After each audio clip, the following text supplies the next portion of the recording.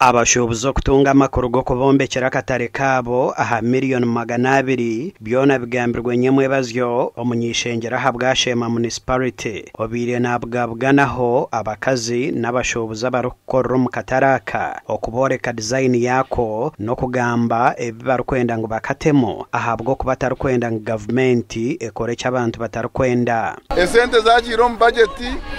town krake cintegerize ngo akore no kora MOU na n'abasirikare physical plan naza kutandika gukora design twayiza kugiciriza July umukwamushanzu budget nshya yanetandika abasirikare bize batandika mu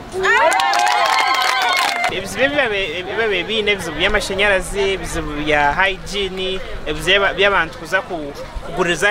aheru y'akatare echo sometimes nchireta space yerinche abantu barwo mu katare baza kuguriza mu maduka gabo konkati twatunga space government yamara kombe katare hazo space eri enough hajuro waza kuguriza hii tumbuza bwacari kuzahi aheru y'akatare. Dickson Kateshombwa aragire mukuru w'abashobozi abarukora mu kataraka okuhandika amazina g'abashobozi n'imyanya yabo ngo ahabwo kubatarukwenda abantu abandi okuruga aheru y'akatare batandike kuteganisa ababatwiremo buryo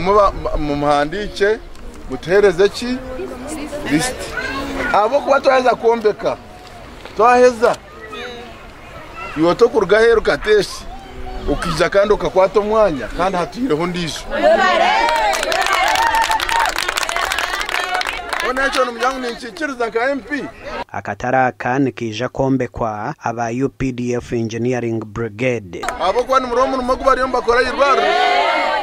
indeba ngutuza kuganyirwa mu munonga ahabenshonga ahabo kwatube turya hantuterwa umuyaga ushanga tutine toilets ushanga turyaho kansons tuyirukanze yabwira bwasesa akatare abachara tuwe twabona bwino ninyenda kusima MP witu ebintu ekintu cyakora antusima tumukunda abakazi batire yo kwetombwitwa kwabo aha mishorero kubashorozo bwaho bwira bwashesha atyo MP wabonukwe kubahumuriza bene tuiza kusitama nanimwe tubanze turebe ubwo muntu umwanyunyuta mwezi mukamyunyuta mwezi bona wasigaza ukanze plan ya kataraka ermuza tanki ibireza mizi sora pano ezirukwasya heru numunda akashenje kabana kuzanuramo ebinabiro hamwe nebisheshero nebindi gasha kwa Mike Twachire.